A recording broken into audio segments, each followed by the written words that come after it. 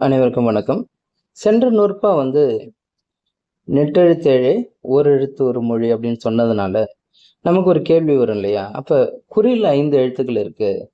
அதனுடைய தன்மை என்னவாக இருக்கும் அப்படின்னு கேட்கும் பொழுது, குற்றெழுத்து 5ம் மொழி நிறைவிலவே அப்படின்னு சொல்றாரு.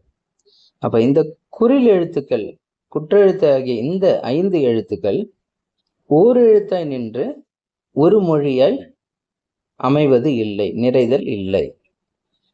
அப்போ குறில் எழுத்துக்கள் தனித்து நின்று ஒரு மொழி என்கின்ற தன்மையை அடைவது அல்ல.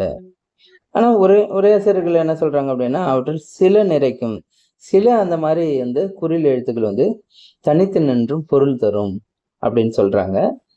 அந்த பகுதி நமக்கு வேண்டாம். என்ன காரணம் அப்படின்னா, அது ஒருவேளை பிற்கால வழக்கா இருக்கலாம். அது எந்த காலத்துல அது வழக்குல வந்தது, குறில் ஒரு மொழிக்கான தன்மையை பெற்றது எப்பொழுது அப்படின்னு நமக்கு தெரியாது. ஆனா தொல்காப்பிய நூற்பாவுக்குள்ள, அதனாலதான் தொல்காப்பிய நூற்பாவை மட்டுமே நான் ரொம்ப அணுகி உங்களுக்கு பொருள் சொல்றதுக்கு காரணம் என்னன்னா, அந்த நூற்பா என்ன சொல்லுது? அந்த நூற்பா குற்றெழுத்து 5ம் மொழி நிறைவிலவேன்னு சொல்லுது. இப்ப குறிலாகிய அந்த 5 எழுத்துக்கள் கண்டிப்பாக தனித்து நின்று பொருள் தருகின்ற தன்மை உடையவை அல்ல, தனிமொழியாக வராது.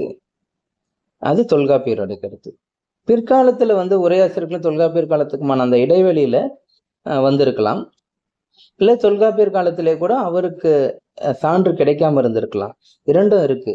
ஆனா நம்ம நூற்பால என்ன சொல்லியிருக்கின்றதை மட்டும் நம்ம இப்ப எடுத்து பார்த்தோம்னா, அப்ப இந்த 5 குறில் எழுத்துக்கள் தனித்து நின்று பொருள் தருவது அல்ல. நன்றி, வணக்கம்.